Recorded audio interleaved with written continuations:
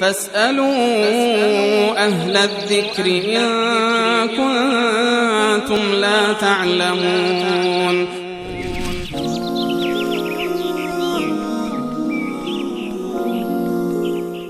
بیانده بعدی پرسیدن که مادر من شیعه هست و پدرم سنی. ما فرزندان همه مانند پدرم سنی هستیم. مادرم قبول دارد که خرافات و دروغ‌هایی در مذهبش وجود داره و به حیله‌گری آخوندهای شیعه نیز باور دارد و اهل سنت را قبول دارد، اما پدرش به او گفته که اگر سنی شوی تو را نخواهم بخشید. به این دلیل مادرم سنی نمی شود. آیا در این مورد می تواند از گفته پدرش سرپیچی کند و سنی شود؟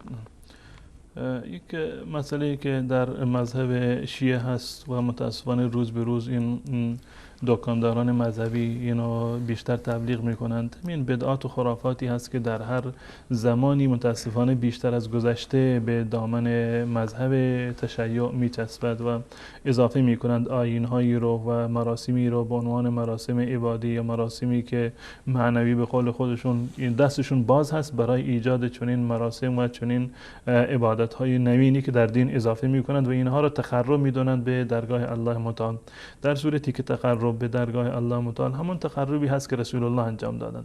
اعمالی رو که رسول الله صلی الله علیه و سلم به عنوان عبادت انجام دادند، اون اعمال برای ما عبادت هست، ما اون میتونیم انجام بدیم.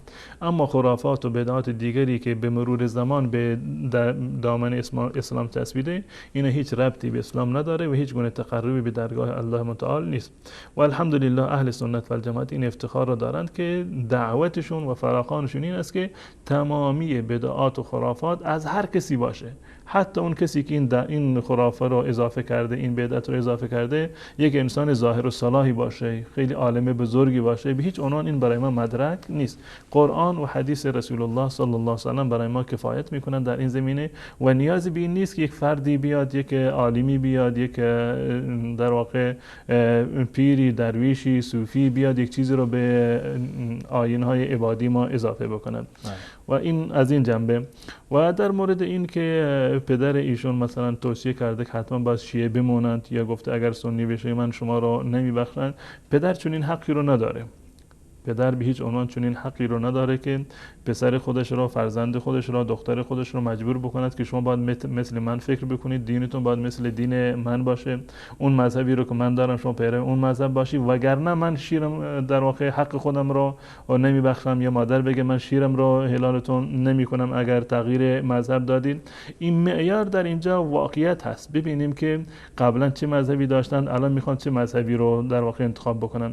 قبلا دچار خرافات بودند، بدعات بودند و به این نتیجه اونگونه که در سوال اومده خودشون هم میفهمند که مذهب اهل سنت و الجماعت حق هست و سالمتر هست از خرافات و مبارزه میکنن با خرافات و مذهب شیعه رو هم تشخیص داده که آخوندهای شیعه در این زمینه بهشون دروغ گفتن.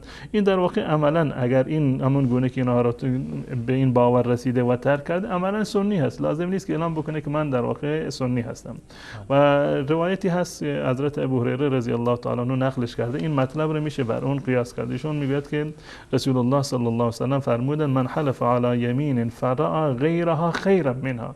یک کسی سوگندی خورد من فلان کار رو انجام نمیدم، سوگند خورد، نذر کرد که من فلان کار رو انجام نمیدم، منتها بعدا متوجه شد که اون کاری که من سوگند خوردم که انجامش ندم اون بهتر هست، اون حقه، من در اشتباه بودم، سوگند خورده فلان کار رو انجام نمیدهد، الان متوجه شده که فلان کار یک کار خیلی خوبی هست و کار پسندیده است. رسول الله میفرمایند که فلیکفر عن یمینه ولیفعل، کفاره یمین بدهد چون که نذر کرده و قسم خورده، کفاره یمین بدهد، اون کار رو باید انجام بده.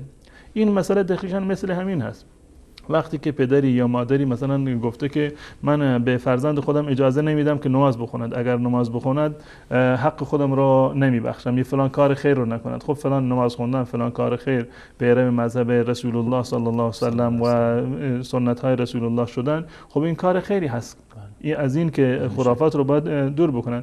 پس بنابراین به هیچ عنوان نباید که حرف پدر و مادرش رو در این زمینه قبول بکنند، زیرا که رسول الله میفرمایند لا طاعت لمخلوق فی معصیت الخالق.